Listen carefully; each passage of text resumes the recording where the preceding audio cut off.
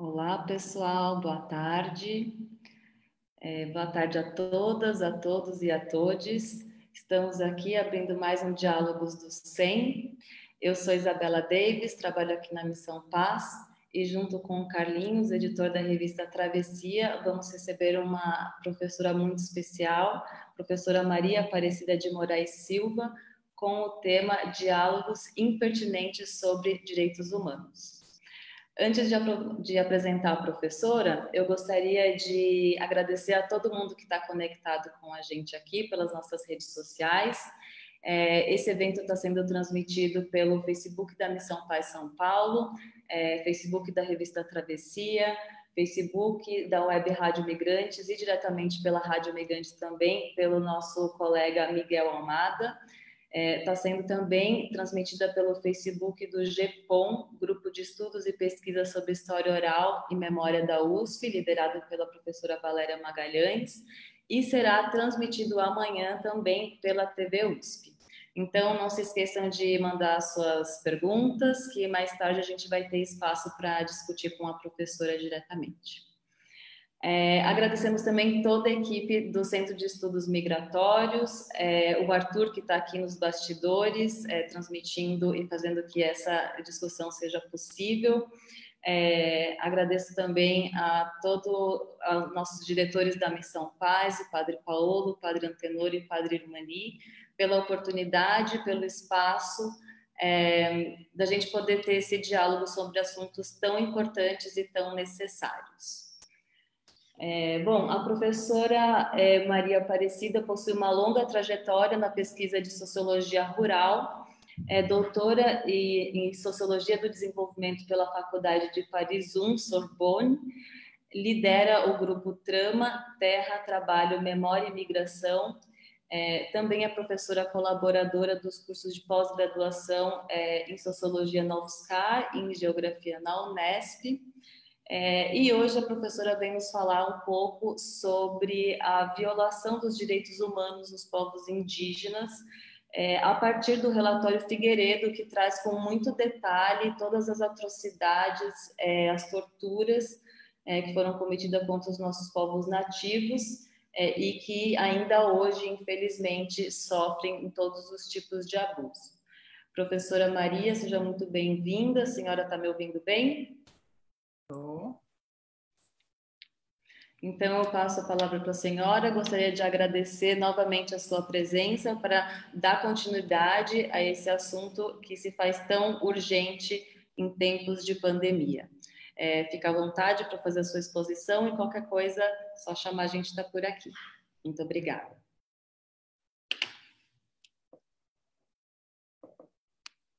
Bem, boa tarde a todas e a todos, todas as pessoas que nos acompanham nesse momento. Eu gostaria de agradecer a toda a equipe da Missão Paz, do CEM, do Centro de Estudos Migratórios, pelo empenho na realização desse evento. E gostaria também de oferecer a minha fala aos padres e freiras da Missão Paz e também do Centro de Estudos Migratórios, e gostaria de estender também a minha dedicatória aos meus amigos e amigas do SPM, que é Serviço Pastoral dos Migrantes. E essa dedicatória nada mais é do que muito justa, porque são pessoas que colocam a própria vida em risco para salvar aquelas pessoas que estão à margem do nosso sistema e da nossa sociedade. Bem, na verdade, a minha apresentação ela está calcada em 3 momentos históricos. O momento do século XVI, que foi o início da colonização do nosso território da América Latina, no século XVII e também no século XX. Então, o relatório Figueiredo, que foi mencionado pela Isabela, será trabalhado no terceiro momento da minha fala.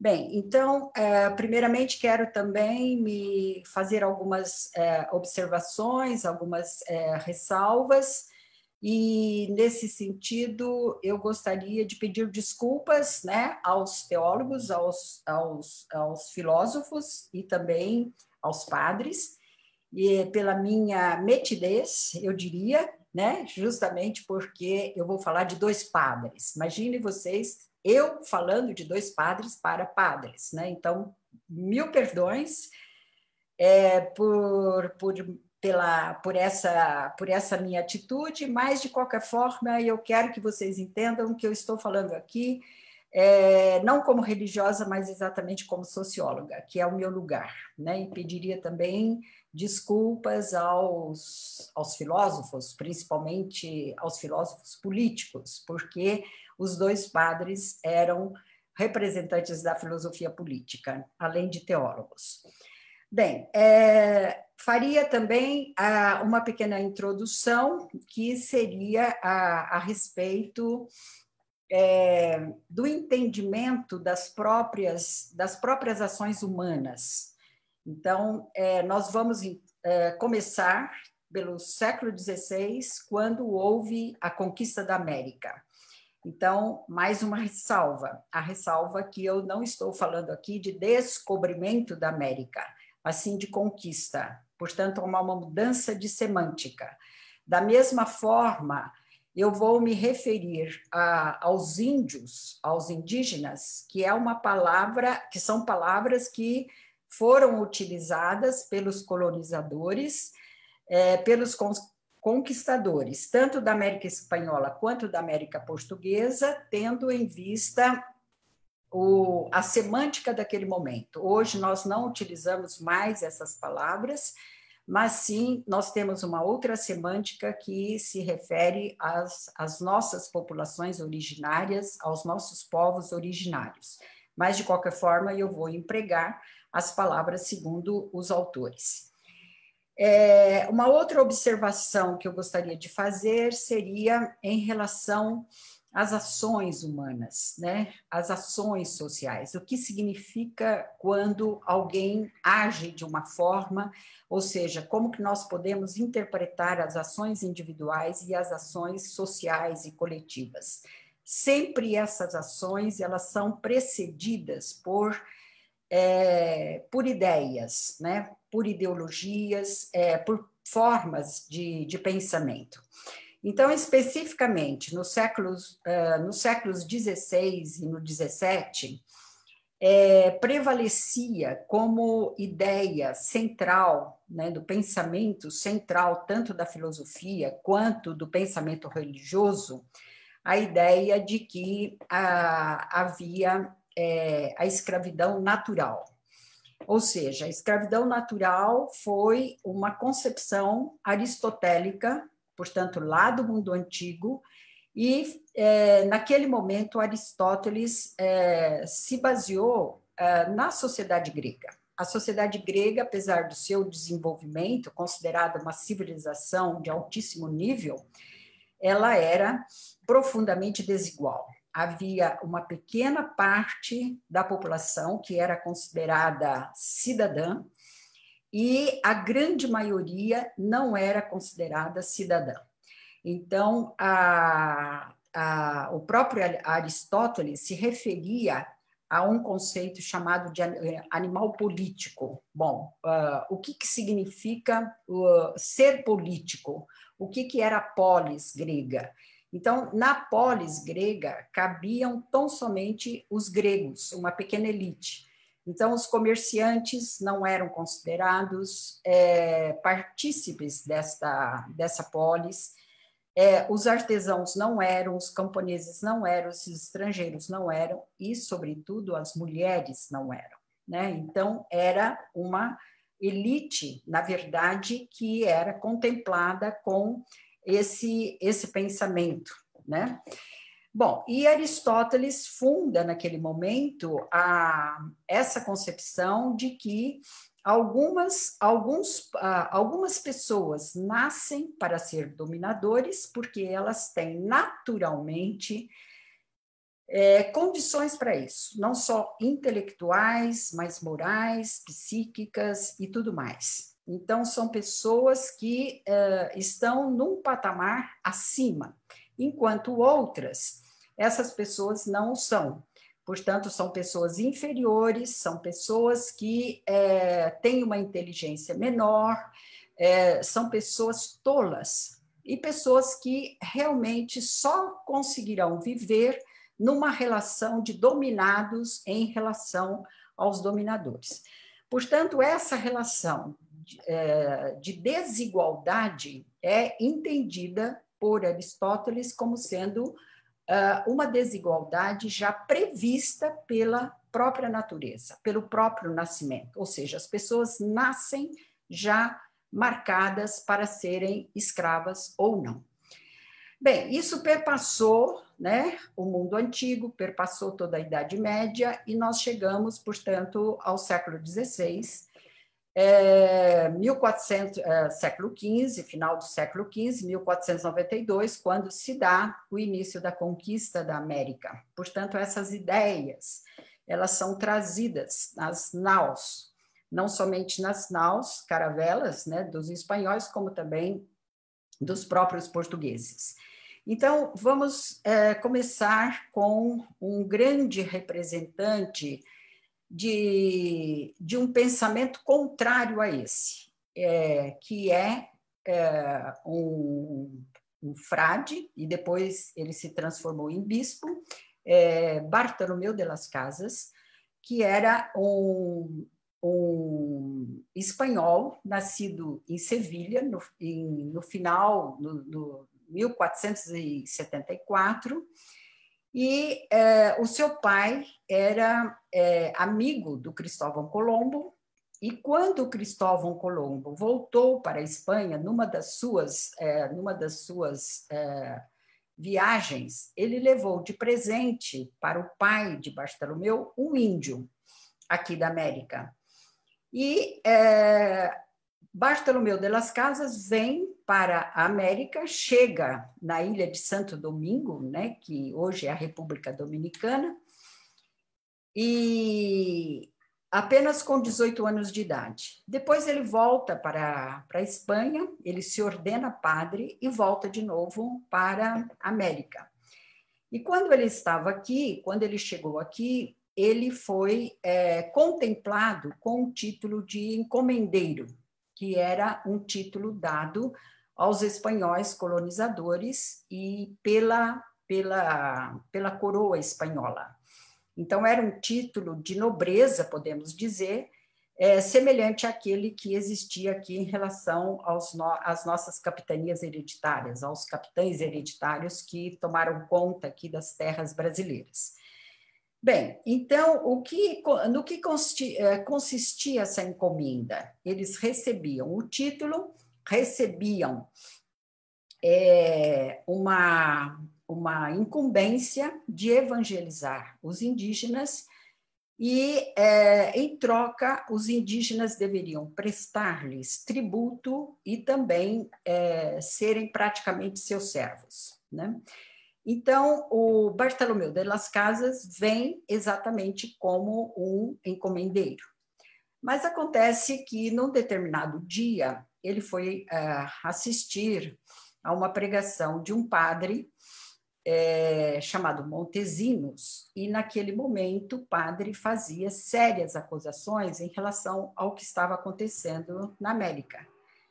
E ele começa, portanto, a se indignar e, sem dúvida alguma, a se achar um estranho, justamente porque tudo aquilo que estava ocorrendo ia na contramão dos ensinamentos do próprio Evangelho e, portanto, da sua própria formação enquanto padre.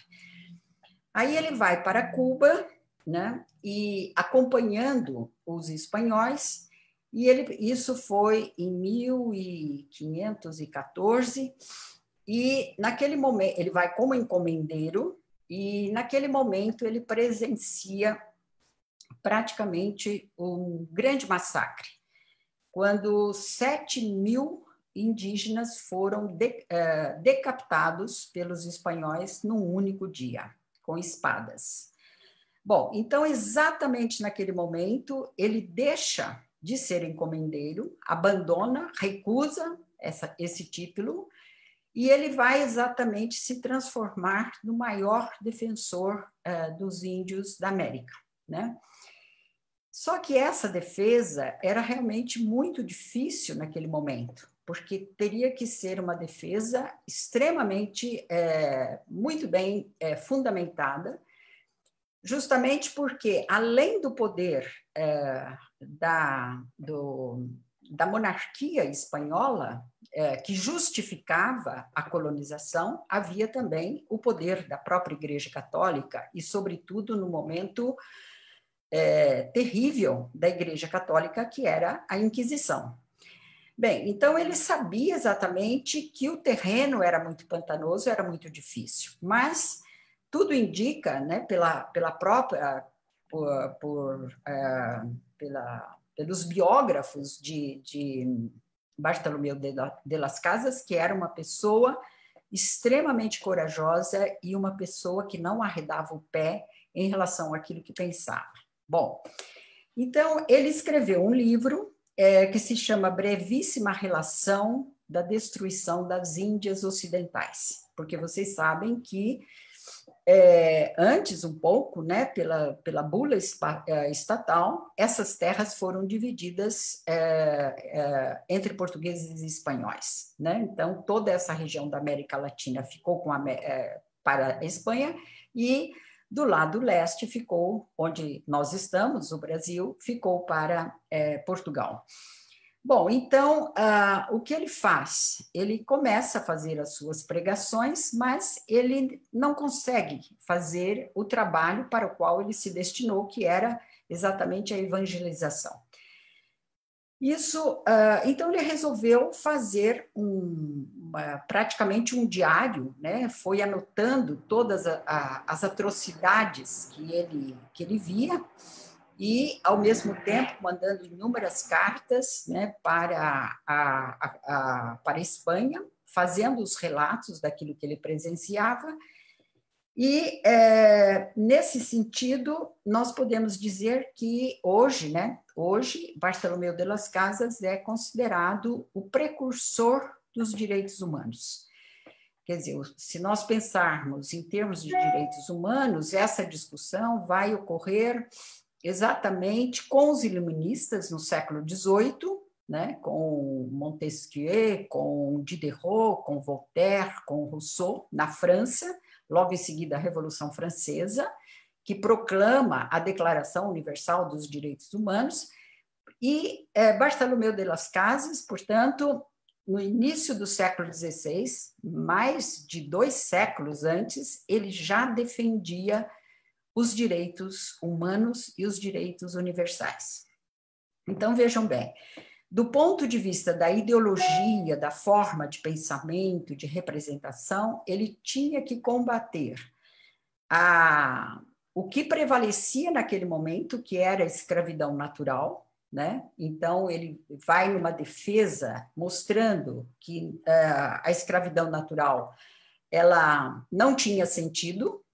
Então, portanto, ele tinha que demolir esse esquema de pensamento, essa forma de pensamento, no primeiro momento, e, ao mesmo tempo, ele tinha um outro combate, que era demolir, desconstruir a concepção vigente a respeito das chamadas guerras justas. E o que era a guerra justa? A guerra justa era exatamente uma forma de justificar a escravização. Ou seja, se os indígenas não aceitassem a evangelização, eles poderiam ser escravizados.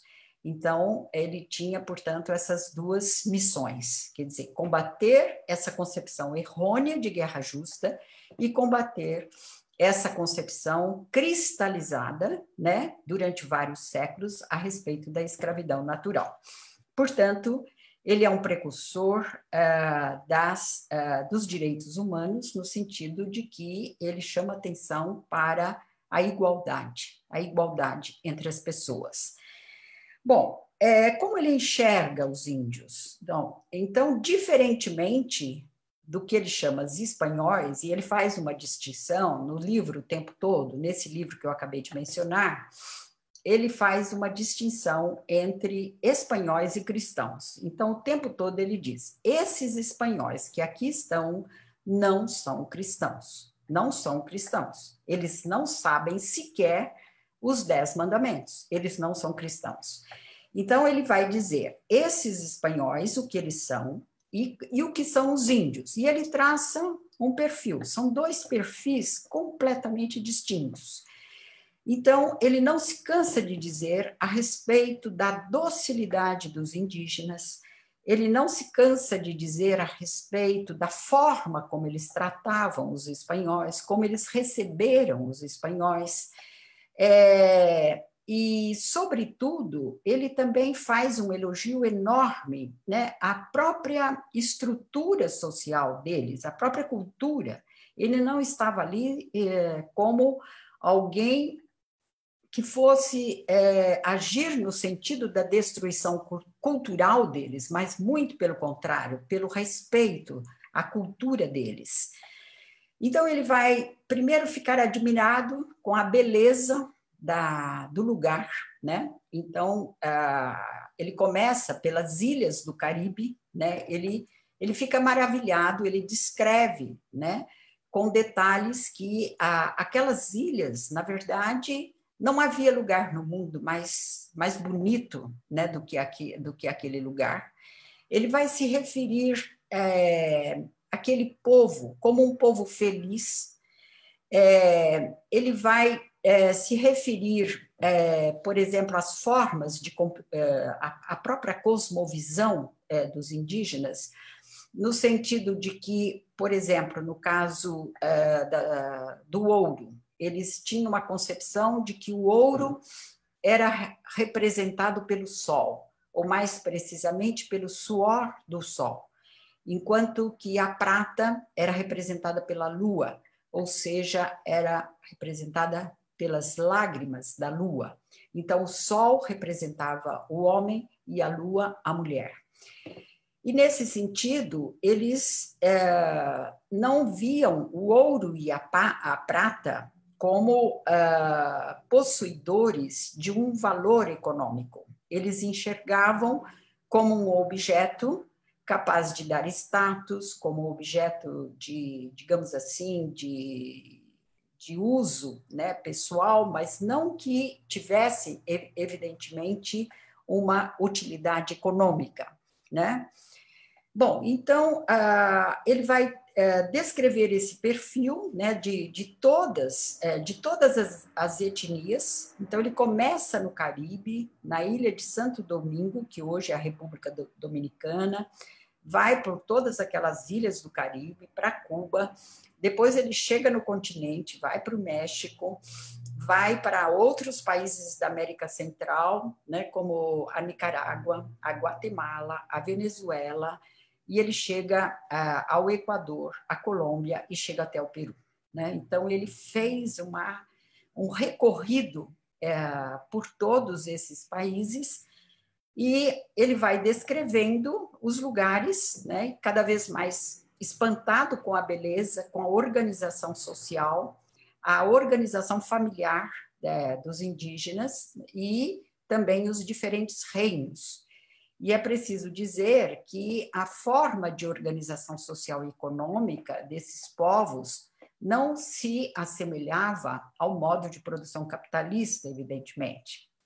Numa concepção marxista, poderíamos dizer que seriam sociedades pré-capitalistas. E no caso específico da forma a forma econômica, a forma de organização da produção, as terras elas não eram apropriadas privadamente pelas pessoas, né? Elas eram a terra era de uso comum, as pessoas se apossavam das terras, eram possuidores de terra.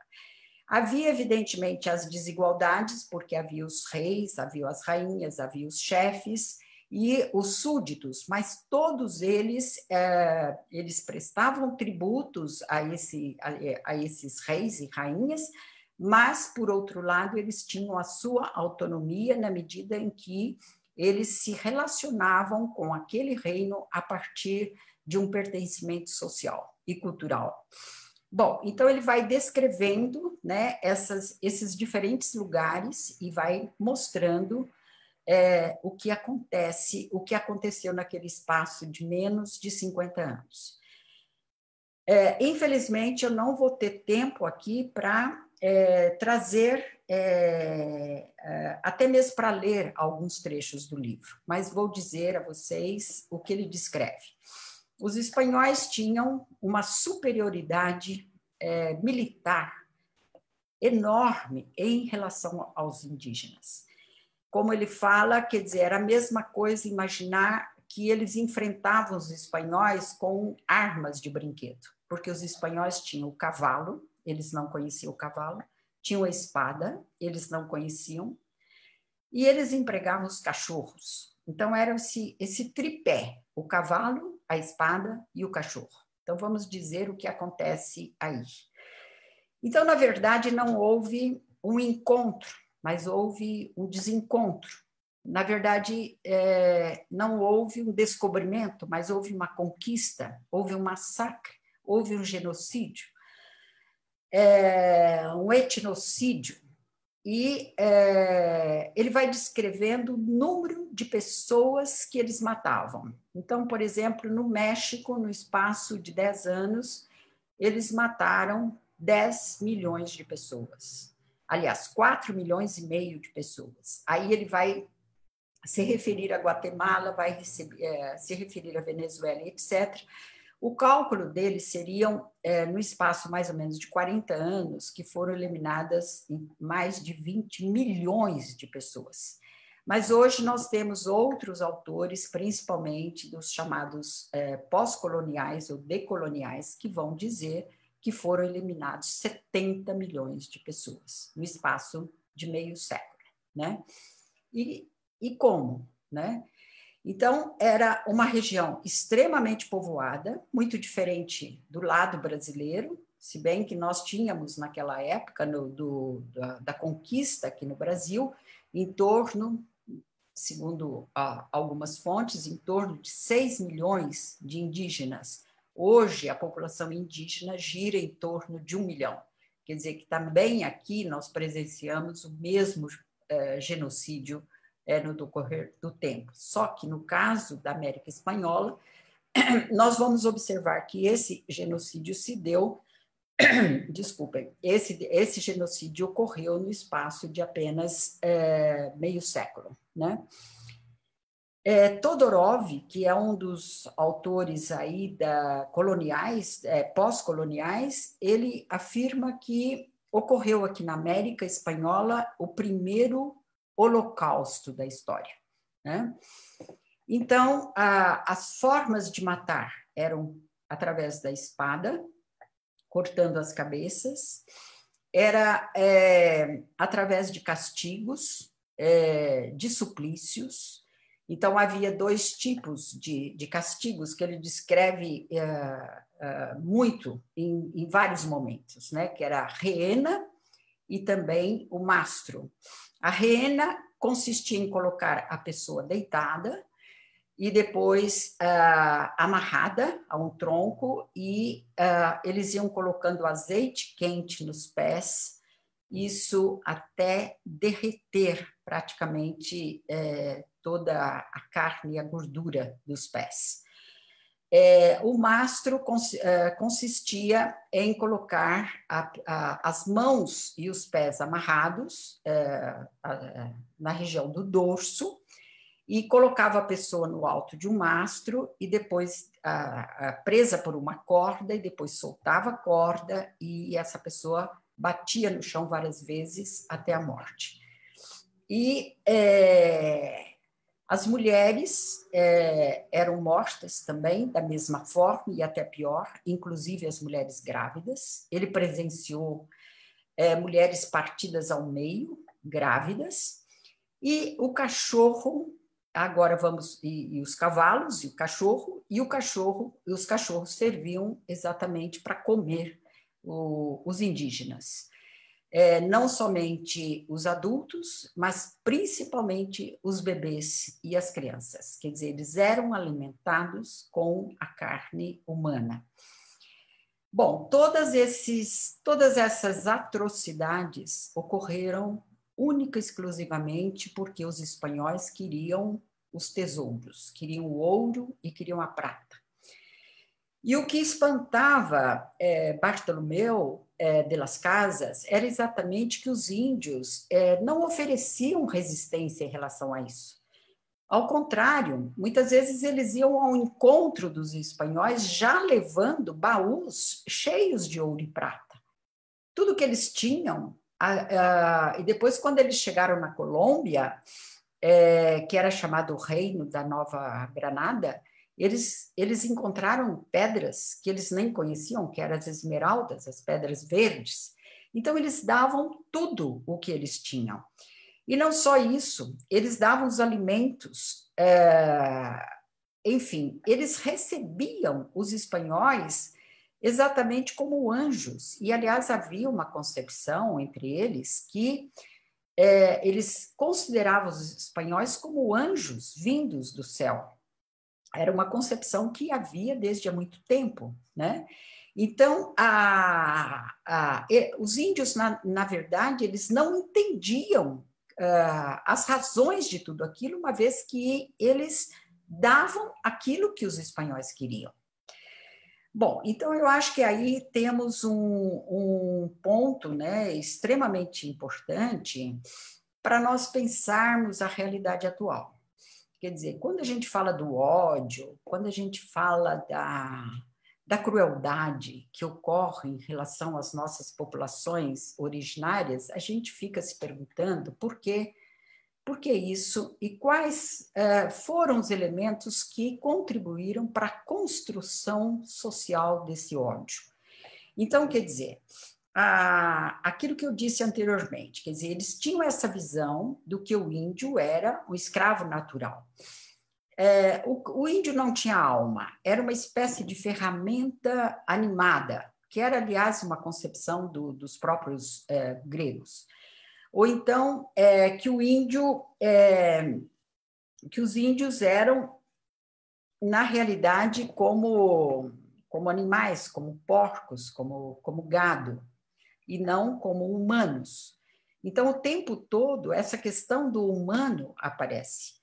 Bartolomeu de las Casas chama a atenção que eles eram humanos, eram todos filhos de Deus, portanto, todos iguais. Então, não se justificava nada daquilo.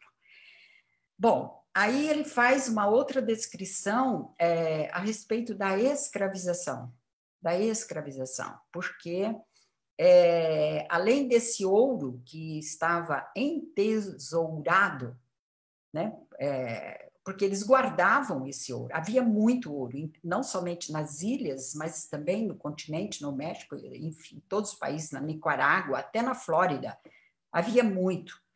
Mas aí eles descobrem que havia muito mais, e eram as minas, e, portanto, tinha que trabalhar essas minas. Então, eles escravizavam os índios para trabalho nas minas.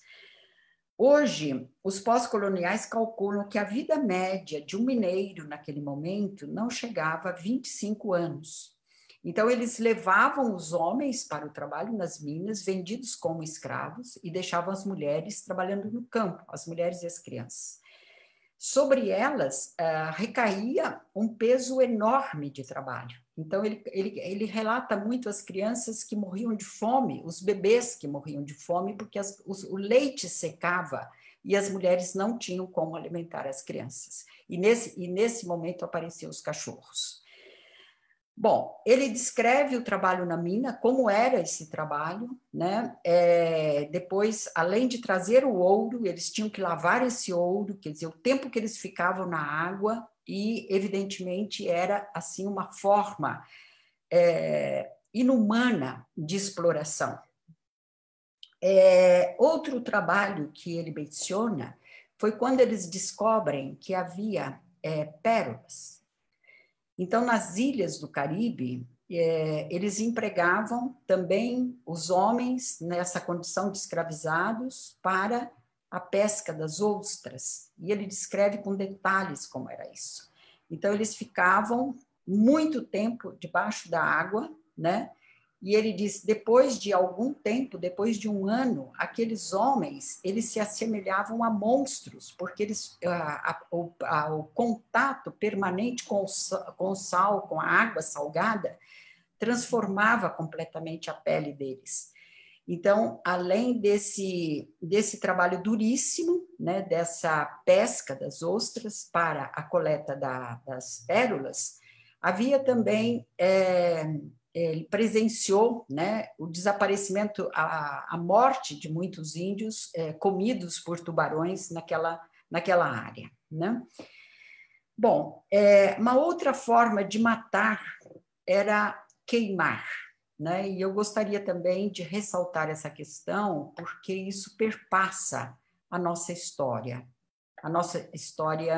de fundação, a queimada, né? Até hoje nós estamos aí sabendo que a Amazônia, a floresta amazônica está cada vez mais consumida pelo fogo, principalmente as reservas, as áreas de proteção ambiental, onde estão as nossas populações originárias. Então, o fogo, né? Então, ele vai relatar o fogo em vários momentos e esse fogo queimando as pessoas vivas. Então, as pessoas eram ludibriadas, eram colocadas em casas e depois eles queimavam as pessoas. E ele vai mostrar que tudo isso era movido pela ganância, pela cobiça, porque eles queriam cada vez mais ouro, queriam cada vez mais pedras preciosas, e os índios, havia momento em que havia lugares, por exemplo, em que não havia esse ouro, mas mesmo assim eles insistiam, né? Bom, então Bartolomeu de Las Casas descreve esse livro, é um livro curto, e ele exatamente nos mostra, né, esse marco fundacional da nossa história. É assim que nós começamos. O que acontece? Ele, indignado, faz esse relato, vai para a Espanha, entra, e agora eu já vou indo um pouco mais rápido aqui, porque eu estou vendo o horário.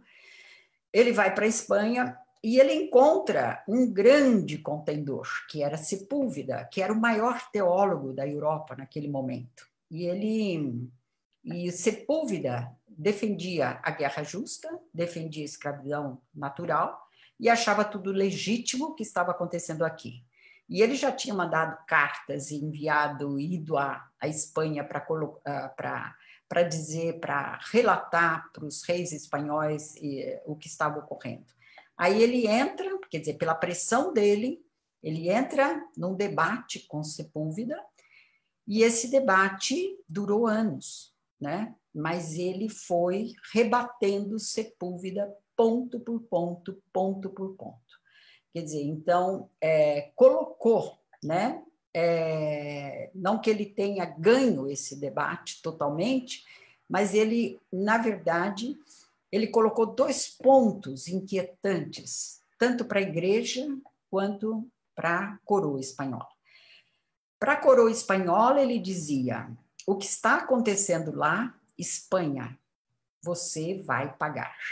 Ele dizia: haverá o castigo e você vai pagar. Tanto é que os corsários, que era chamado corsários, e eles também eram corsários, mas enfim, aqueles que não eram espanhóis já estavam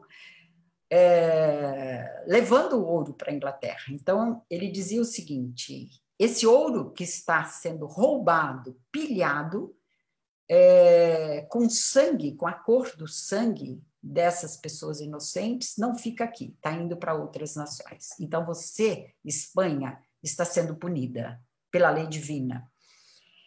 E ele dizia para a própria igreja, que estava perdendo, que era o seguinte: não era possível evangelizar os mortos.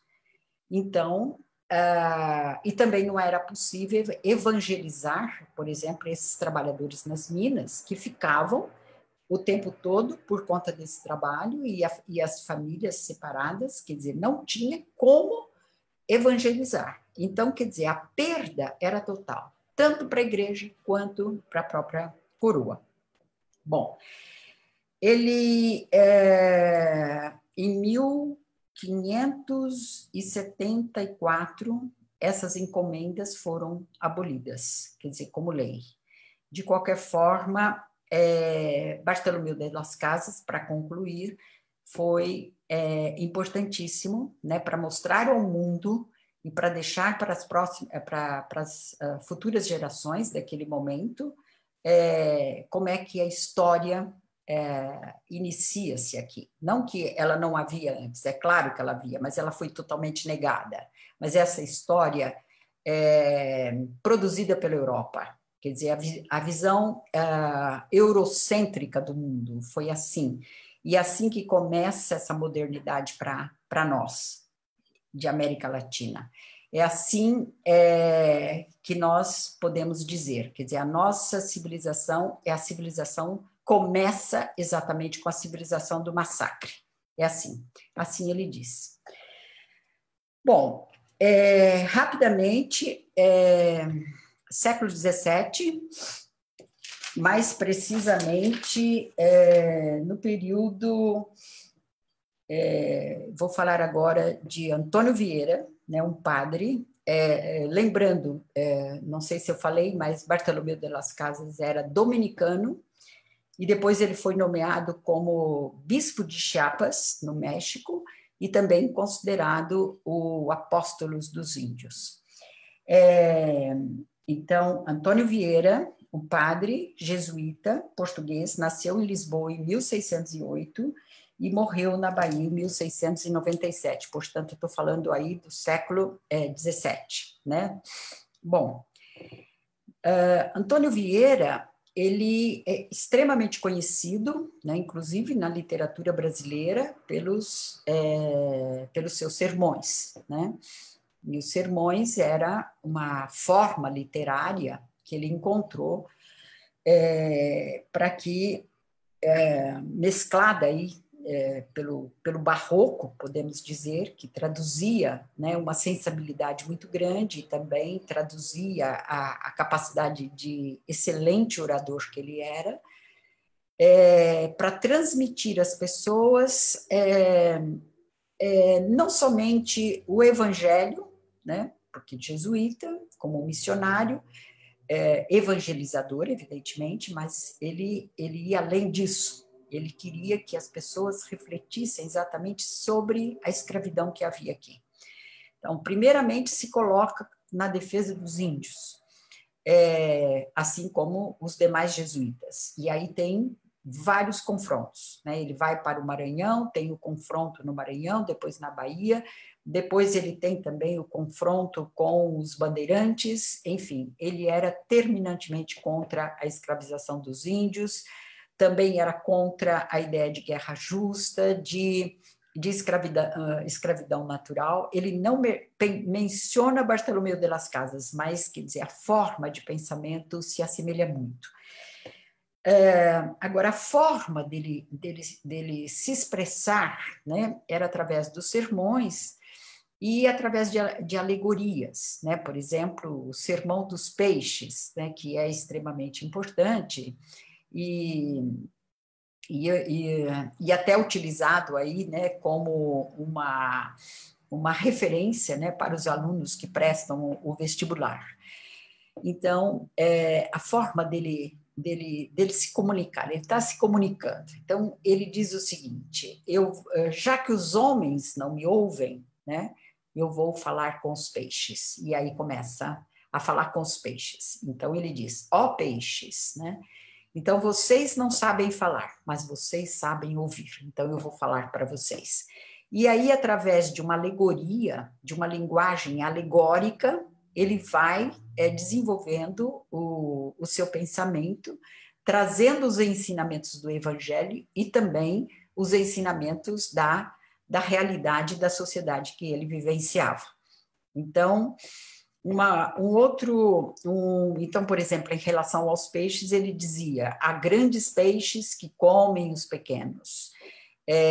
os peixes que são traidores, e assim por diante. Quer dizer, na verdade, o peixe, né, os peixes eram os homens, esses homens cruéis. Ele vai dizer a respeito dessa crueldade, e num determinado momento ele diz assim: peixes, ainda bem que Deus os criou dentro do mar, e assim eu quero que vocês cada vez mais se afastem da terra para que vocês não enxerguem essa crueldade que existe aqui na Terra, feita pelos homens, né? Bom, então, o tempo todo, ele está trazendo também essa questão do humano, e um sermão que eu acho bastante importante também é o da Epifania, e quando ele se reporta aos reis magos.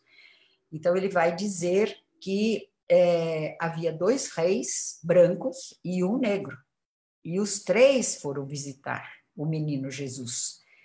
E eles foram guiados pela estrela, e depois, da mesma forma, quando eles regressam aos seus países, eles vão de novo guiados pela estrela, que os liberta da fúria de Herodes.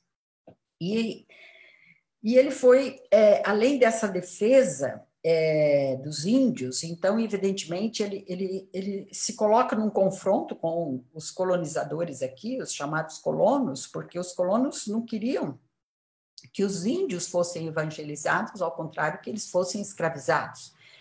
Então, os índios eram escravizados. Muitas vezes a gente pensa erroneamente que a escravidão só se deu em relação aos negros. Não, os índios também eram escravizados. O que os bandeirantes fizeram foi exatamente essa caça ao índio para levá-lo enquanto escravo para as grandes plantações que havia. Então, os jesuítas, particularmente Antônio Vieira, se colocaram contra isso, porque, na verdade, eles não tinham como evangelizar os índios em virtude dessa necessidade que os colônios exigiam. Bom, então, ele foi expulso, foi para Portugal, e chegando lá em Portugal, ele escreveu esse sermão, o Sermão da Epifania, e colocou ele pregava o sermão nas paredes. Então, ele colocou na Capela Real, por exemplo, e chamando exatamente a atenção para essa escravização do índio aqui no Brasil. E, além da defesa do índio, ele também se colocou em defesa dos judeus. Então, por isso, ele já foi cada vez mais criando problemas para ele próprio, né? Porque naquele momento os judeus eram perseguidos pela Inquisição na Europa, e também em defesa dos negros, né? Então, a passagem, quer dizer, os sermões que ele faz, que ele escreve sobre os negros, são extremamente importantes, quer dizer, são verdadeiros documentos, né?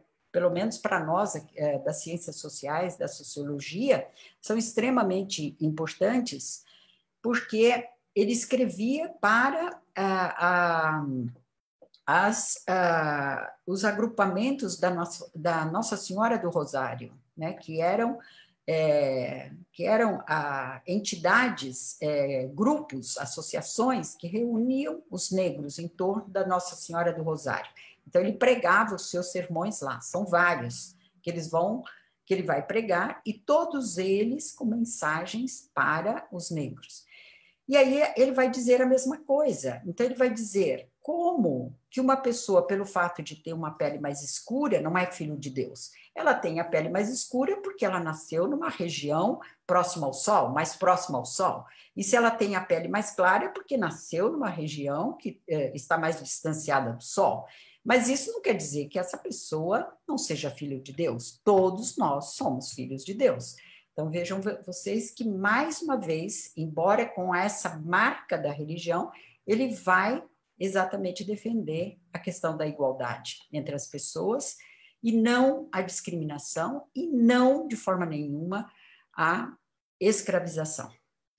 Bom, então, ele se refere ao engenho, né, quer dizer, o que eram esses engenhos, e ele vai dizer que aquilo era um inferno doce.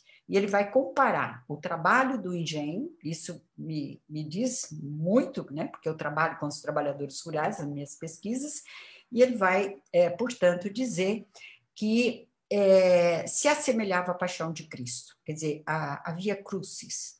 Então, trabalhar no engenho era a mesma coisa que ser crucificado. Portanto, o suor, o sangue de Cristo se assemelhavam ao suor e o sangue dos negros, né, escravizados. Bom, então, o que era Antônio Vieira? Mais um precursor também dos direitos humanos universais, da igualdade, e um humanista, e, portanto, da mesma forma que Bartolomeu de las Casas, um pensador muito além do seu tempo e contra o seu tempo. Bom, o Carlinhos deve estar super chateado comigo, mas eu estou aqui chegando no século XX, né?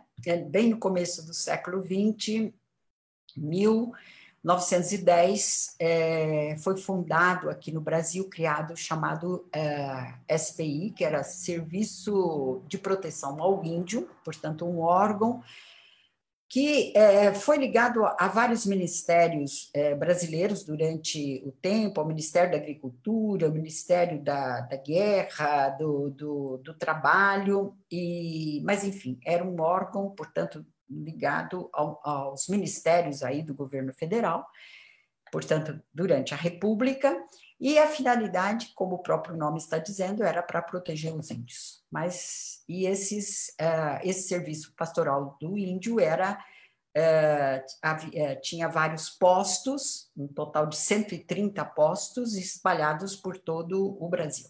Bem, só que a partir de um determinado momento começaram a aparecer várias denúncias a respeito do que estava acontecendo nesses postos, principalmente em relação a massacres, a genocídios, etnocídios, torturas, e isso teve uma repercussão internacional.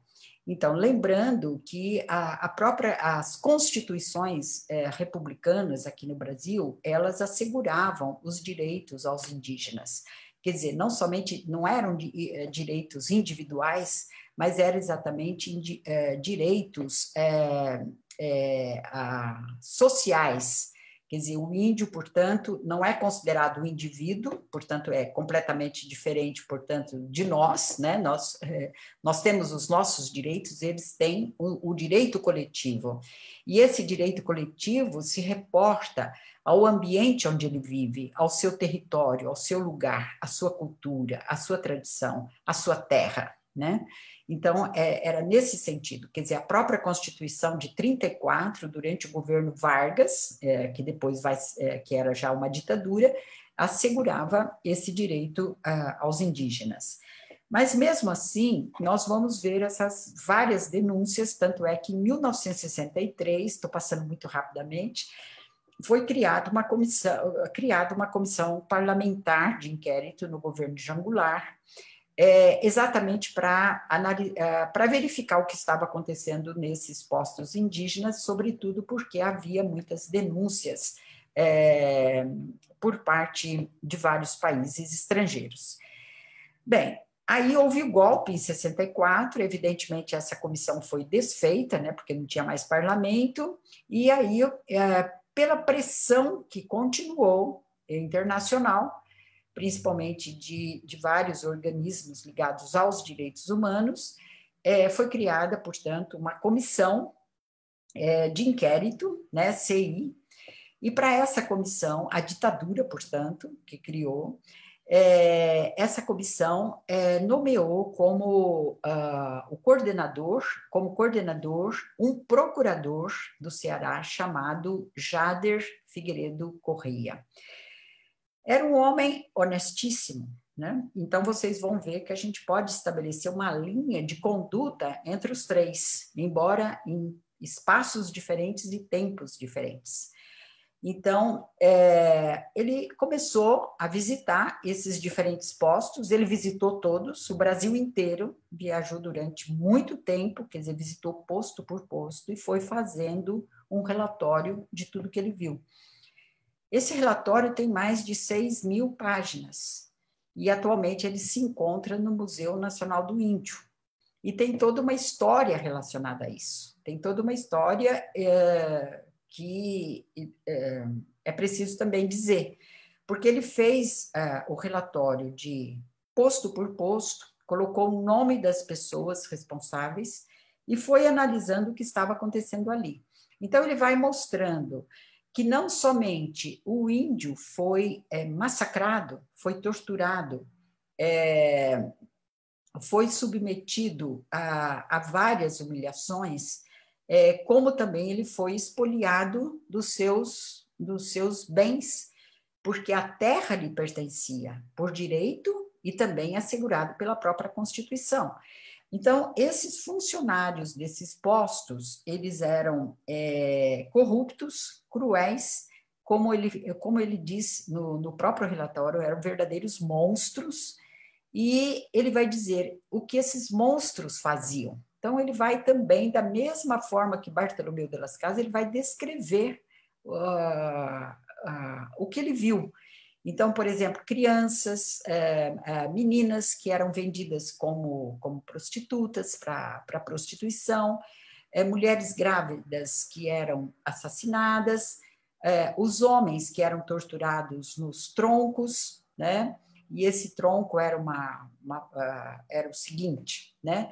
Eles colocavam 2 estacas no chão, colocavam, amarravam os pés essas 2 estacas eram colocadas em forma de um ângulo obtuso e aí amarravam um pé em cada extremidade e depois uma roldanda ia aproximando aquela estaca de tal forma que os tornozelos iam cada vez mais sendo triturados, até triturar os tornozelos para que os índios não fugissem. Então, além dessas torturas, também do fogo, mais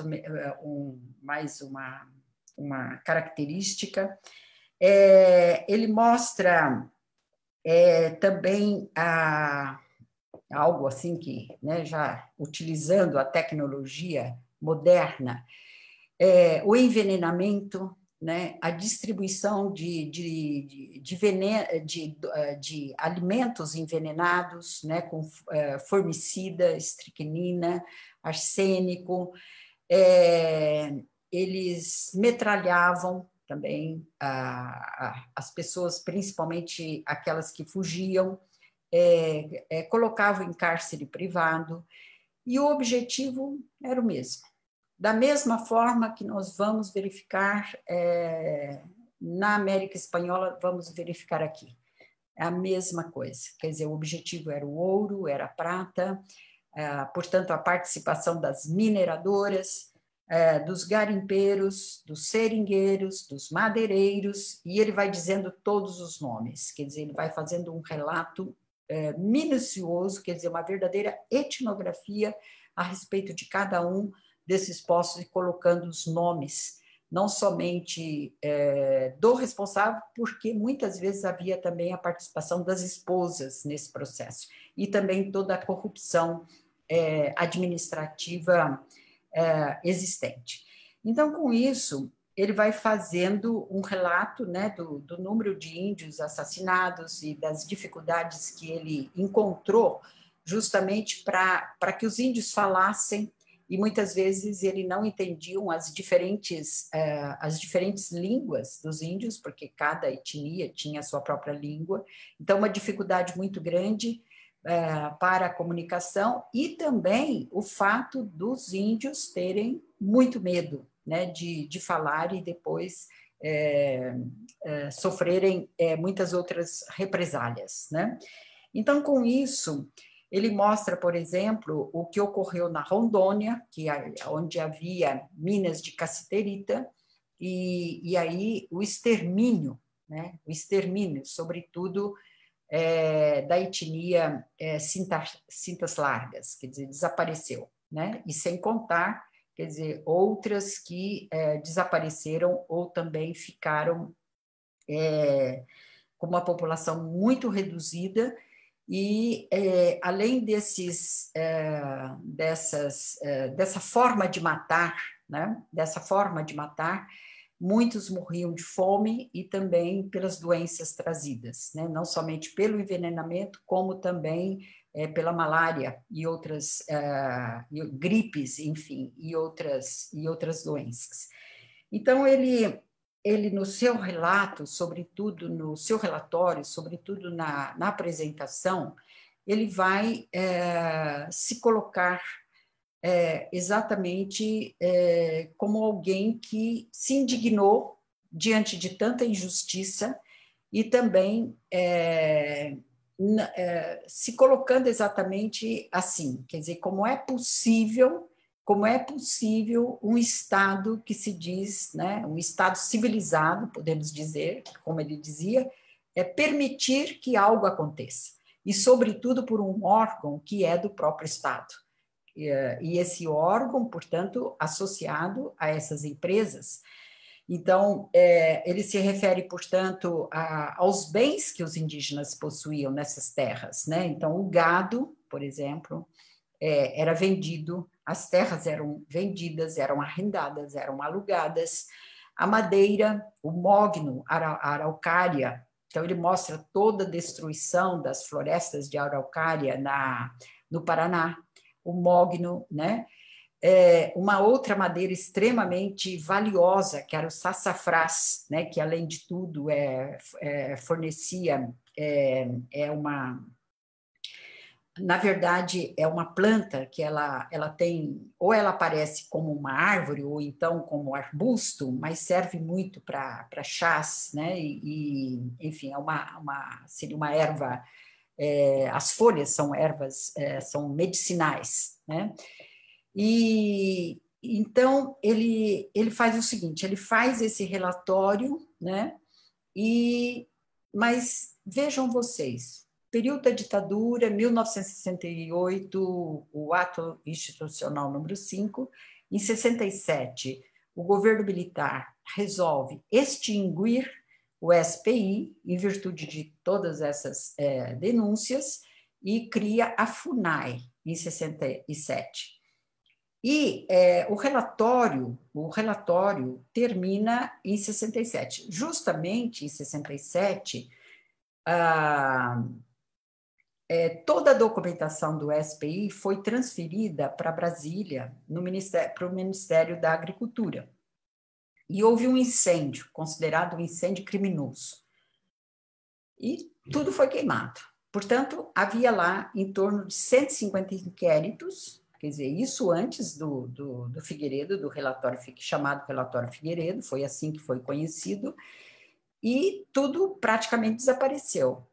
Então, acreditou-se, né, que esse relatório também tivesse desaparecido, muito embora muitas dessas denúncias que aparecem no relatório tenham sido publicadas pelo Jornal do Brasil, do Rio de Janeiro, e também outros jornais do exterior.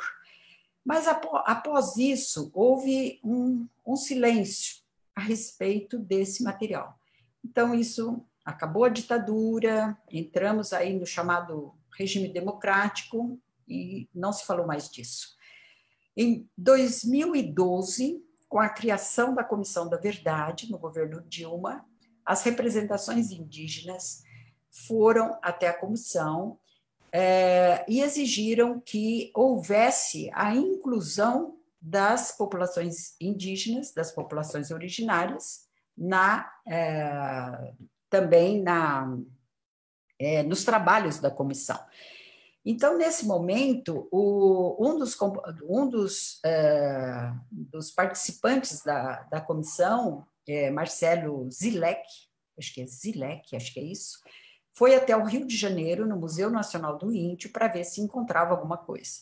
Chegando lá, ele, conversando com a funcionária disse o seguinte, uma funcionária disse o seguinte, olha, chegaram várias caixas de Brasília, mas a gente, até agora, nós não tivemos tempo para abrir e verificar o que existe aí. E nada mais, nada menos, naquelas caixas estava o relatório Figueiredo. Mais de 6.000 páginas sobre essa história, né? Minha gente, o meu tempo estourou, mas o que eu quero dizer é o seguinte, como título, Diálogos Impertinentes sobre os Direitos Humanos. Estou trazendo aqui uma situação, né, quer dizer, uma realidade que nos acompanha desde o início da conquista de nossas terras, e alguma coisa que nós vemos acontecer no nosso dia a dia, só para rapidamente dizer que em 1907, um representante da Assembleia Legislativa do Governo do Estado de São Paulo disse o seguinte: os atuais índios do Estado de São Paulo não representam um elemento de trabalho e de progresso, como também nos outros estados do Brasil. Não se pode esperar trabalho sério e continuado dos índios civilizados. E como os caigangues, que era uma nação indígena, que começava aqui no estado de São Paulo e ia até na Argentina, os caigangues selvagens são um empecilho para a colonização das regiões do sertão que habitam. E parece que não há outro mérito, quer dizer, aliás, desculpe, não há outro meio de que se possa lançar mão senão do seu extermínio. E realmente eles foram exterminados para dar espaço para os colonizadores aqui do estado de São Paulo, para as fazendas de café, para a estrada de ferro e assim por diante, né? Em 8 de julho de 2020, portanto, há um mês atrás, exatamente, o atual governo vetou naquela lei, projeto de lei, que era exatamente para proteger as populações originárias, trazer às populações originárias a segurança sanitária nesse momento da pandemia. O atual governo vetou 16 itens, dentre eles fornecimento de água potável, materiais de higiene, leitos hospitalares e respiradores mecânicos. A lei 14.021 de 2020 foi publicada no Diário Oficial no dia 8 de julho de 2020.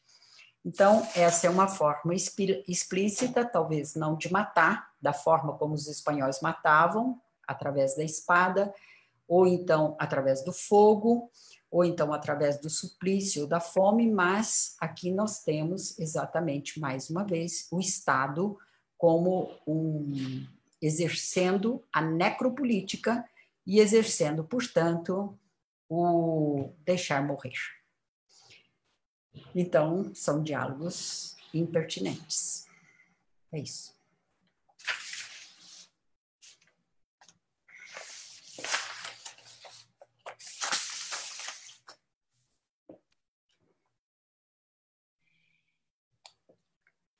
Professora, muito obrigada pela tua exposição. É realmente muito assustador, né, que a gente não tenha evoluído ainda nesse assunto que nos acompanha há tanto tempo e ainda hoje a gente vê esse descaso do governo e no deixar morrer, né? Carlinhos, você está aí? Você tem alguma pergunta, algum comentário? Eu passo a bola para você agora.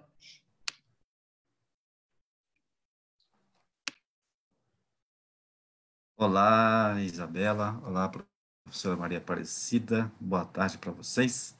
E boa tarde também para as pessoas que nos acompanham pela Web Rádio Imigrantes da Missão Paz São Paulo, pela página do Facebook do GEPOM, o grupo de pesquisa em História, em Memória e História Oral da USP, coordenado pela professora Valéria, que é nossa parceira. E boa tarde para vocês também que nos acompanham pelo Facebook da Revista Travessia, Facebook da Missão Paz e o Facebook da Web Rádio Migrantes, e também para vocês que nos acompanharão pela TV USP.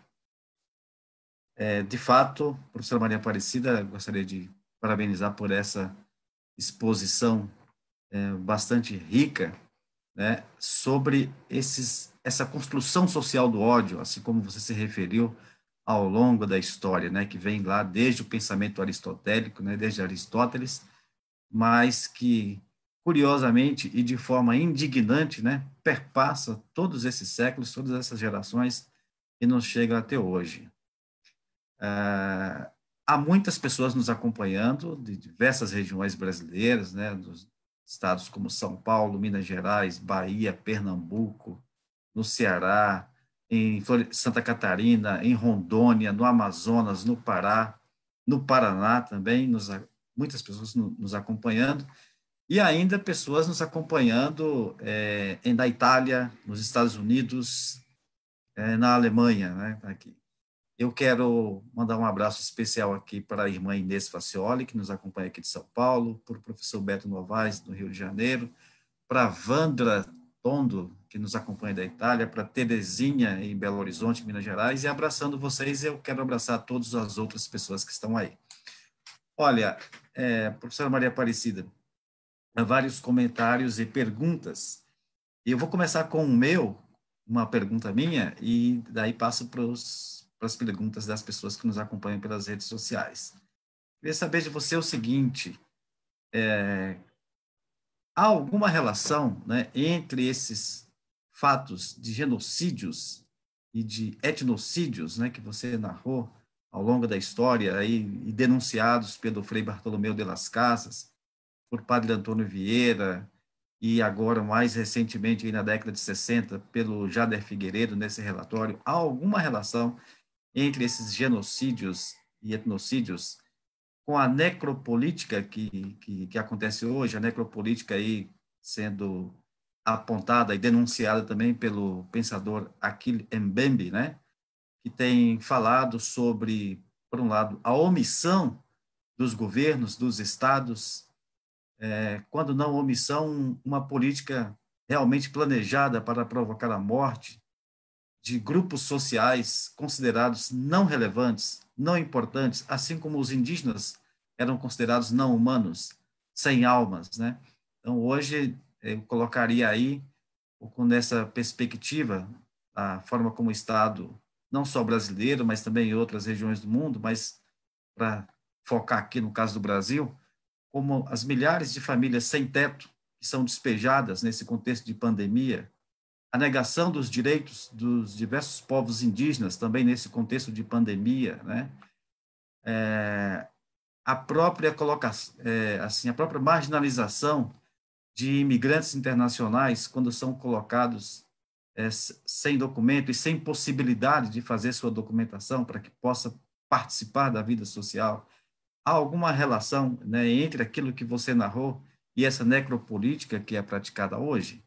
Isso é uma pergunta minha. E eu coloco aqui agora pergunta de alguns internautas que estão nos acompanhando.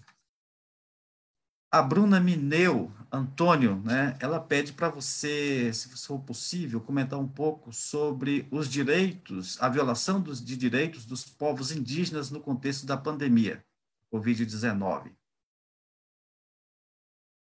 E aqui o grupo GEPOM, é esse grupo que eu me referi, que é coordenado pela professora Valéria e que está nos acompanhando aqui, diz o seguinte: a relação ou ensinamentos a partir da revelação desse relatório entre tortura e genocídio às populações indígenas no Brasil passado com o que vivemos hoje?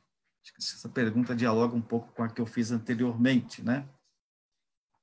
E também há aqui um comentário do grupo Trama, que é o grupo coordenado por você, seguramente aqui, então, pessoas da equipe de pesquisa, né, do grupo Trama, que é o grupo Terra, Trabalho, Memória e Imigração, diz o seguinte: a gente percebe que a forma como os povos originários são tratados, não só no Brasil, mas na América Latina, são resultados, né, de uma construção histórica colonial, de dominação e violência que permanece no imaginário social e principalmente nas práticas políticas. Aqui, a partir desse comentário do pessoal do Trama, eu também observo que há, né, ao longo aí desses séculos que foram passando e que perdura hoje no presente, toda uma lógica, né, de dominação colonialista, e que, se por um lado, lá atrás, elas eram praticadas pelo colonizador europeu, hoje elas são praticadas por elites dominadoras, né, latino-americanas e também no Brasil, que, por um lado, mantém viva, né, a memória e a prática dessa colonização perversa, como faz perpetuar isto no tempo e no espaço. Bom, eu deixo aqui e fique à vontade para comentar e responder.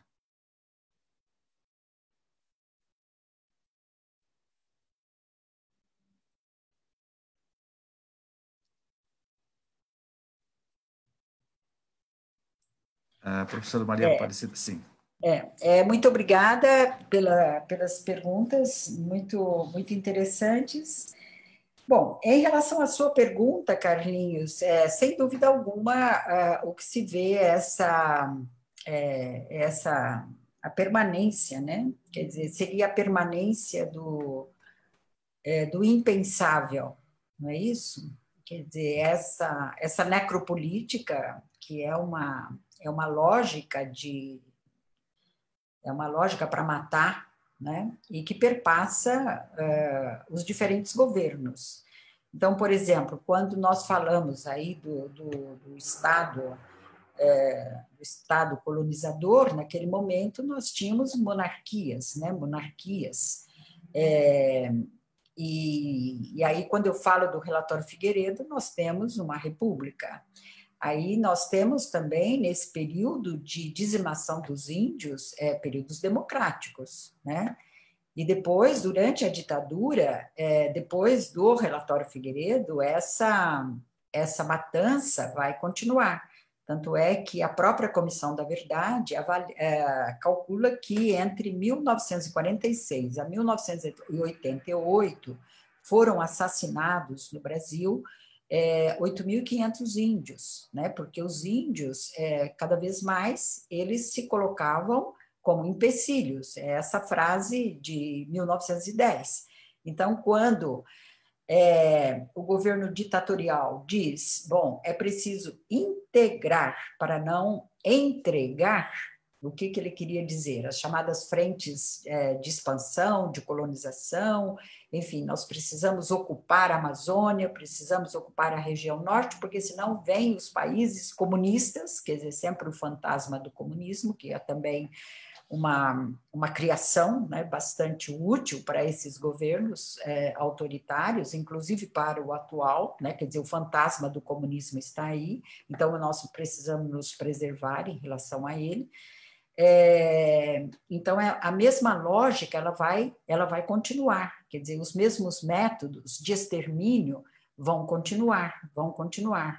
Bom, então, tem uma outra autora que eu acho bastante interessante também para essa discussão, além dos pós-coloniais, do próprio Achille Mbembe, né, que é um filósofo de Camarões, da África. Temos também o pensamento da Judith Butler, quando ela se reporta aos corpos precários, aos corpos matáveis. Então, o que nós temos é que o capitalismo, ele não precisa de muita gente. Quer dizer, às vezes ele precisa, mas às vezes ele não precisa. Então, se vocês pensarem bem, o que havia na América, nos países conquistados pelos espanhóis, era considerado um excesso de pessoas pelo capitalismo naquele momento. Era considerado, eram regiões muito populosas, né? Pensando sobretudo no caso das ilhas do Caribe. E o Bartolomeu de las Casas vai se referir a isso. Ele falou, aqui antes havia tanta gente como formigas no formigueiro. Hoje eu passo, 20 anos depois, eu não vejo nada, eu vejo uma terra devastada, não há mais. Onde havia, por exemplo, burgos, né, pequenas cidades com, vamos supor, 20.000 pessoas, hoje tem 100 pessoas. Então, vejam vocês que a população, quer dizer, não existe uma regra independente, uma lei independente. uma lei independente da população, independente da economia. Desculpa, eu estou me atrapalhando aqui. Quer dizer, a lei da população ela está atrelada à lei da economia. Então, se a economia não precisa de muita gente, então vamos matar. Então, é o que acontece no Brasil. Nós temos aí a necropolítica e o genocídio, principalmente da população negra e também da população indígena. Quer dizer, esse decreto, essa lei do atual governo é isso. Quer dizer, você não oferece a água potável. Agora, por que eles não têm água potável? Porque a água potável foi toda contaminada pelas mineradoras, pelo mercúrio lançado pelas mineradoras. Os rios foram contaminados, eles não eram contaminados. Eles não precisavam de receber água potável de ninguém. Então, tanto a população indígena quanto a população negra, a população pobre é considerada matável. Nós temos um genocídio de negros aqui no Brasil. A cada 23 minutos é assassinado um negro, um jovem, sobretudo aqui no Brasil. Quer dizer, o que é isso? O que é isso? É um massacre. São essas pessoas que estão exatamente nas margens. Então, são vidas que não importam. Quer dizer, o que significa esse movimento que começa nos Estados Unidos? Vidas negras importam, exatamente isso. Porque o que você vive é isso, pessoas que elas não importam. Quer dizer, o que é esse não importa? Quer dizer, elas não servem. Elas não servem.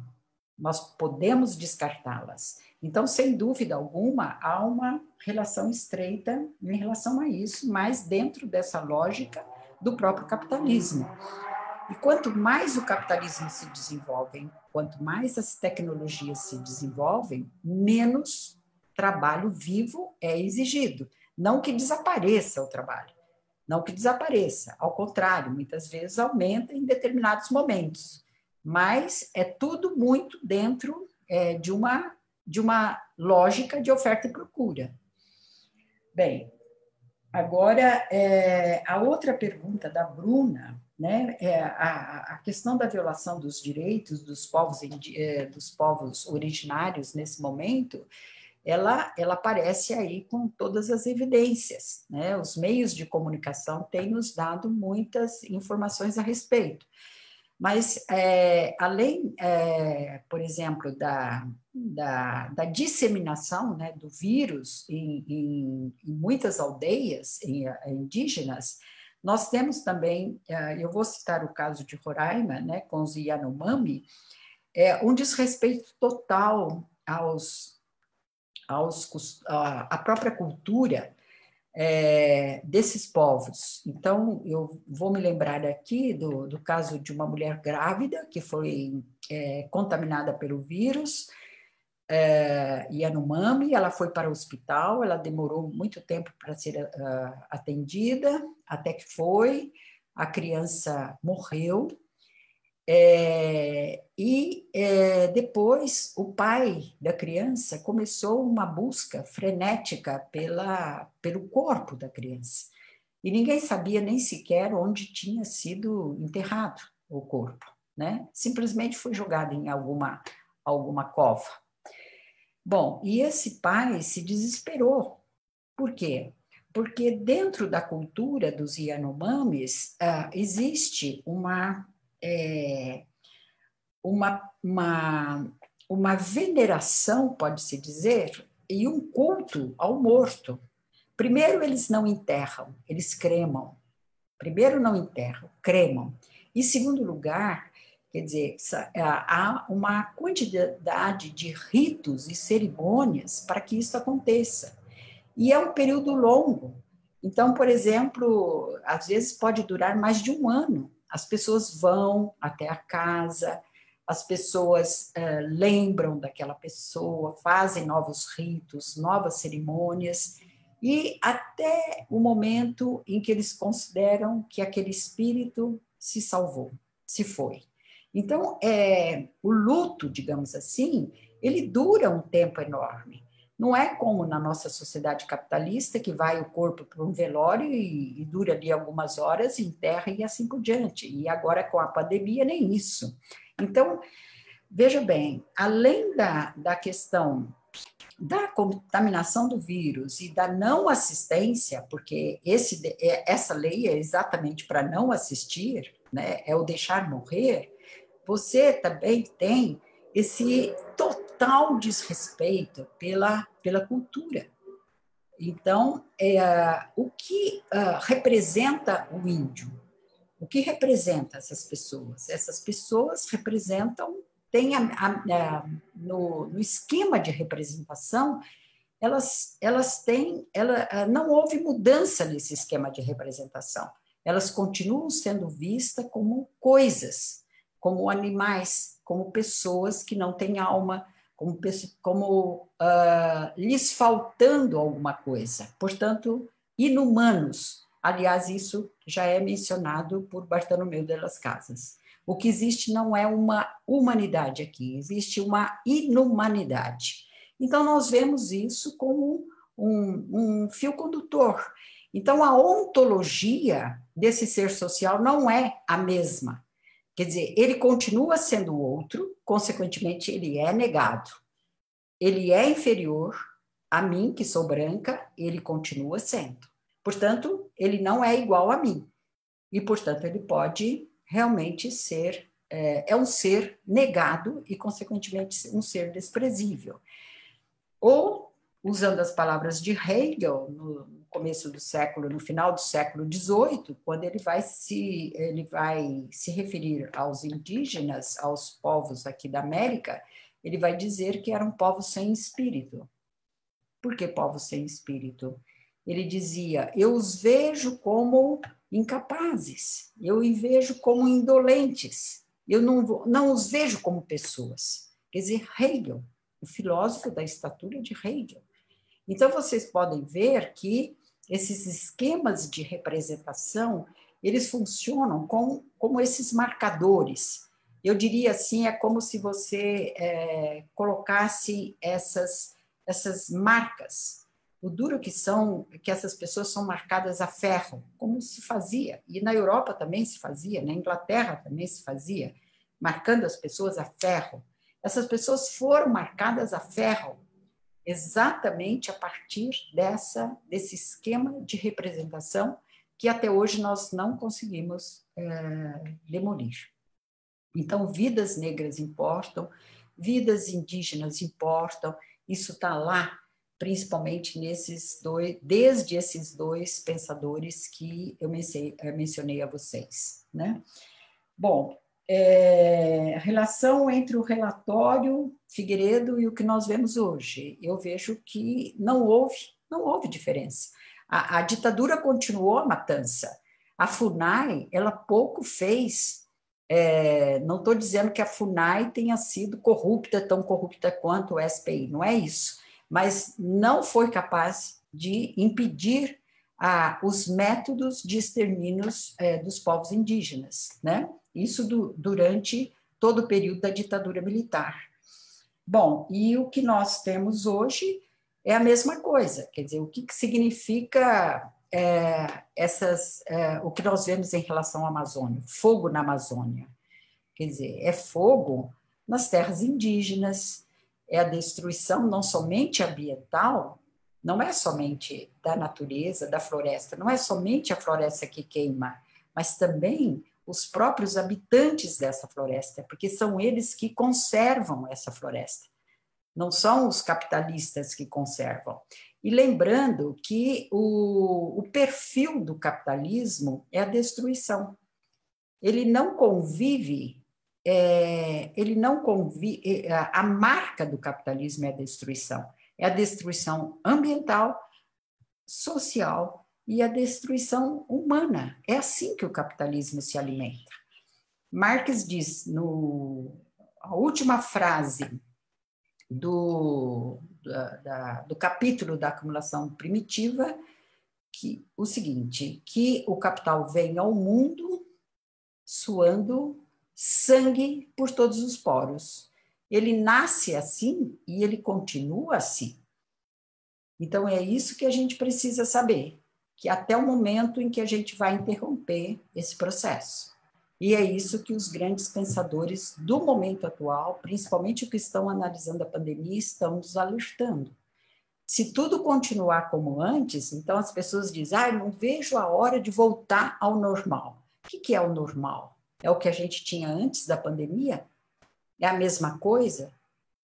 Então, se a gente continuar nessa linha, nós sabemos a catástrofe muito maior que nos espera do que essa que nós estamos vivendo.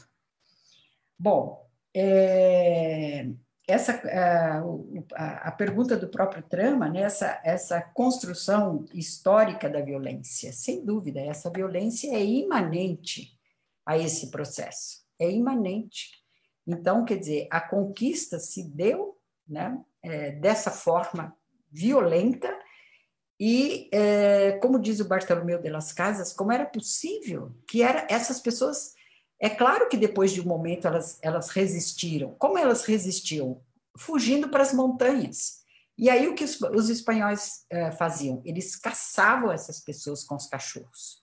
E aí eles matavam, né? Então, o próprio Bartolomeu de las Casas, ele não conta no livro, ele falou que não ia dizer isso, mas houve momentos em que ele correu risco de vida. Então, a destruição, essa destruição, essa civilização que foi trazida, é a civilização do massacre, é a civilização da violência. Foi assim. A violência é imanente a esse processo de colonização, de domínio, de conquista, e de sempre reproduzir os povos originários como sendo o outro, e jamais como sendo iguais aos dominadores. Ele sempre será o outro.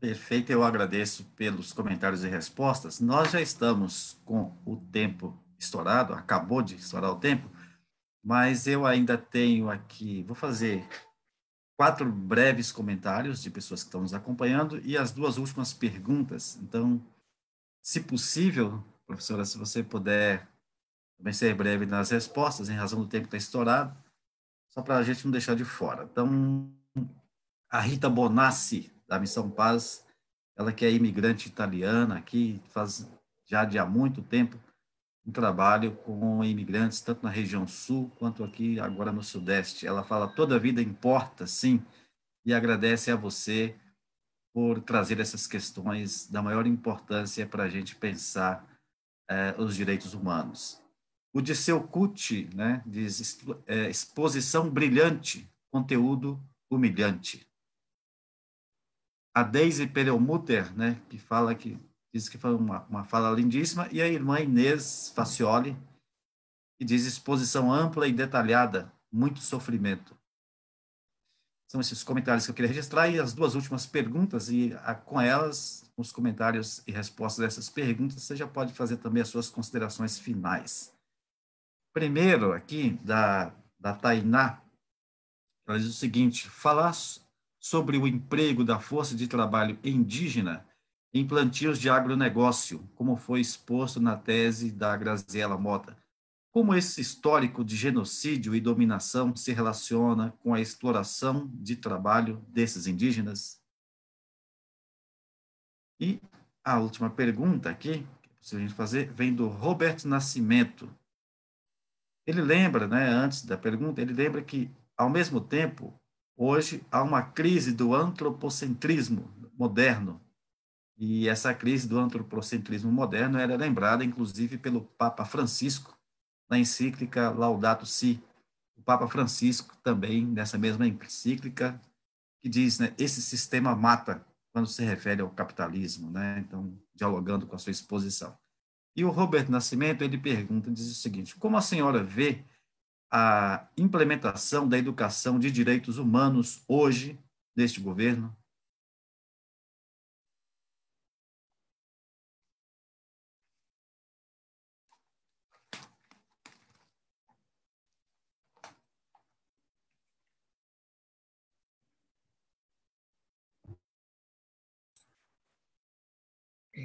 Bom, rapidamente, Carlinhos já me deu, né, o tempo bastante curto. Gostaria de agradecer a Rita, ao Dirceu, a Deise, a Inês, grande amiga, parceira, né? O Dirceu também, grande amigo, parceiro, acompanhando os trabalhadores migrantes. E, sem dúvida, Inês, é o sofrimento mesmo. Aliás, o sofrimento, a dor, né, tem me chamado bastante atenção em termos de estudos, porque essa questão toda que nós mencionamos aqui, ela se constitui num elemento do que a gente chama de estrutura dos sentimentos, não é isso? Então, quando Hegel ele vê um habitante aqui da América Latina, ele vê, eu os vejo curvados, eu os vejo olhando para baixo, eu os vejo tímidos. E para quem conhece a América Latina, que olha para as populações originárias, né, no Peru, na Bolívia, na Guatemala, existe uma tristeza no olhar das pessoas, existe muita tristeza. Eu me lembro, quando eu fui a Guatemala, algo que mais me chamou a atenção foi esse, olhar para aqueles olhares. Aqueles olhares trazem uma história de tristeza muito grande, muito, muito grande. Então, esse sentimento é algo, o sofrimento, essa história de sentimento, de sofrimento é algo que nos acompanha. Então, quando a gente fala da nossa herança, não é só a herança material. Nós herdamos também muito além de uma materialidade. Nós herdamos também essa estrutura emocional. E isso nos configura como pessoas tristes, como pessoas melancólicas e como pessoas que muitas vezes têm esse andar de pessoas submissas, que olham para baixo e que não parece que perderam a dignidade. Exatamente, foi uma dignidade roubada, como bem diz Bartolomeu de las Casas. Quer dizer, eles roubam, pilham a dignidade das pessoas. Isso está em todas as letras e várias vezes repetida no livro. Bom, a Tainá pergunta a respeito da exploração da mão de obra indígena. É uma pergunta muito interessante para quem se interessar. A Graziela Mota, ela defendeu recentemente uma tese na UFRJ e eu tive a oportunidade de participar da banca, uma tese brilhante a respeito da utilização da mão de obra indígena na colheita da maçã no Rio Grande do Sul. Então, os indígenas são levados de Mato Grosso para lá e são também, eles estão numa rede de exploração que começa desde o cacique. É o cacique que determina quem vai, e depois tem o cabeçante, que é a pessoa que seria mais ou menos semelhante ao gato aqui do estado de São Paulo, ou seja, aquele que faz o arregimentador da mão de obra, e aí eles são levados para a colheita da maçã no Rio Grande do Sul. Então, se a gente pensar fora daqui, nós vamos ver a mesma coisa acontecendo na Argentina. A colheita da maçã e da pera na região da Patagônia, no sul da Argentina, é feita pelas populações originárias do norte da Argentina. E também tem os mapuches, que vêm do Chile também para fazer essa colheita da maçã e da pera no sul da Argentina. Então, há uma exploração, sem dúvida alguma, da mão de obra indígena, e lembrando sempre que eles são contratados enquanto grupos, porque é assim que eles se definem, né? Bom, e que é muito interessante para o capitalismo, né? E sobretudo porque eles têm toda uma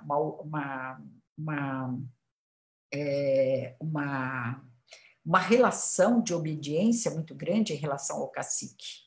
Então, tem toda essa questão dessa dominação interna.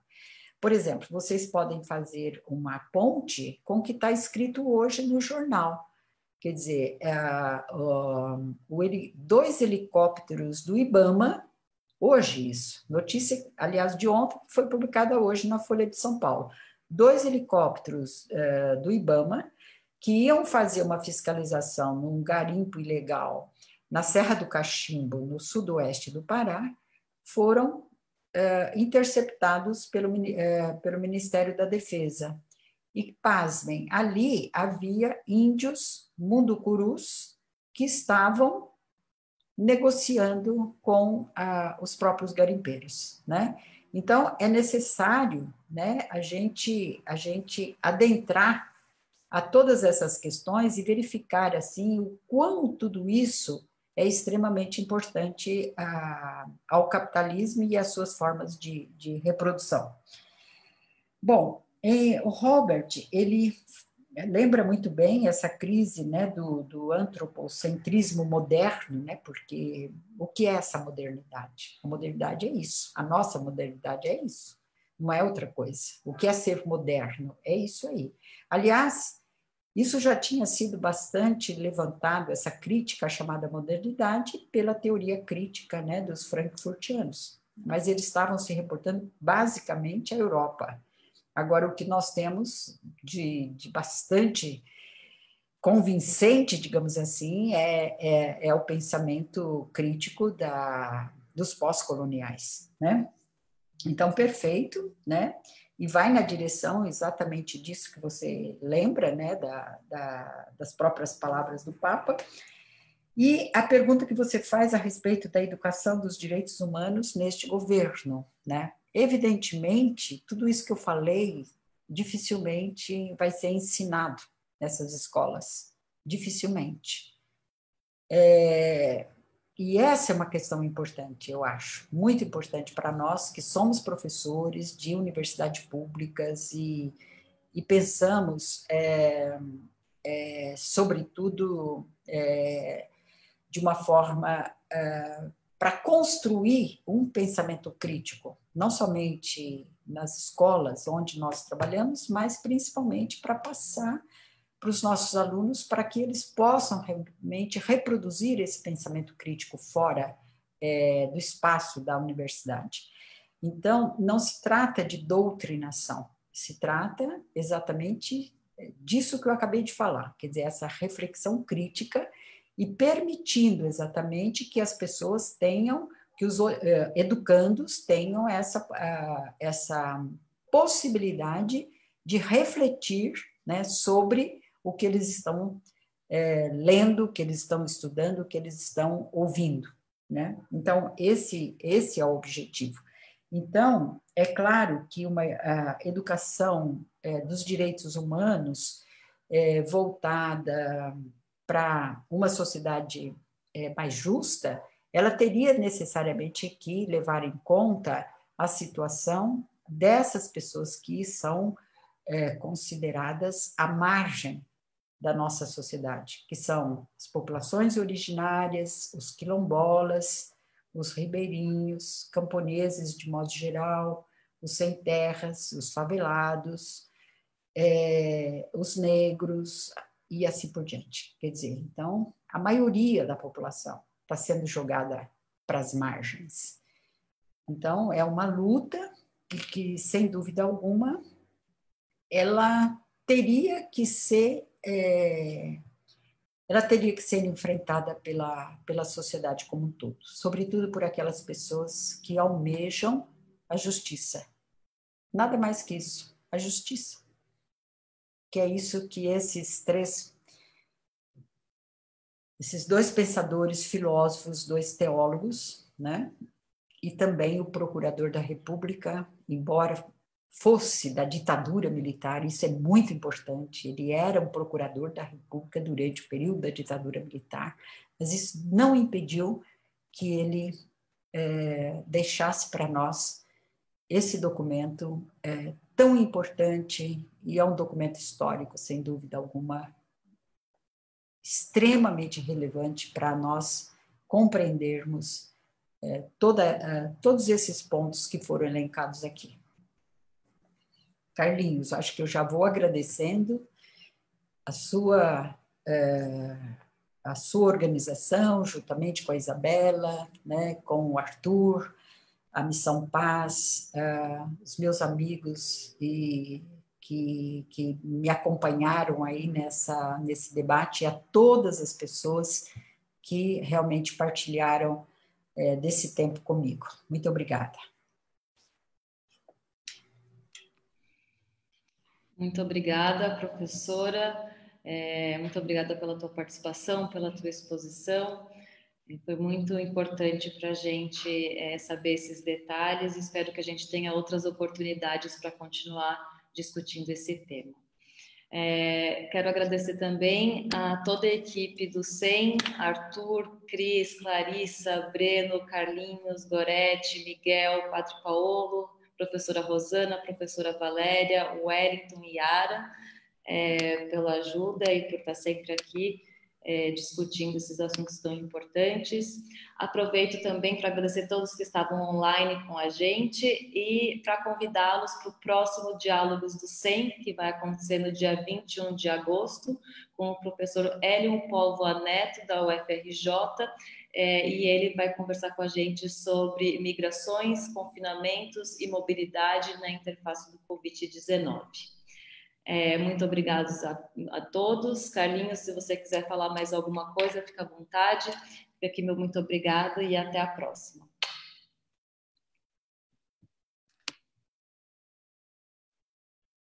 É isso aí, Isabela.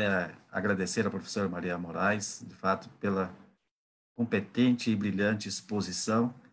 E, apesar, né, da dor e do sofrimento narrados por elas ao longo de todo esse percurso histórico que chega a nós até hoje, é importante narrar isto com a competência que ela narrou, para que essa memória esteja sempre viva e a gente possa, sim, a partir dessa memória, né, revisitando, reinterpretando, relendo isso, trazer presente a situação, como eu disse, dos grupos negros, das mulheres, das famílias sem tetos, dos trabalhadores migrantes indocumentados, dos brancos pobres, da completa falta, né, de política de direitos humanos que reina hoje na sociedade brasileira e também em diversas outras regiões do mundo, e fazendo essas reinterpretações com essa história na mão, assim como a professora Maria nos colocou, a gente possa, de maneira coletiva,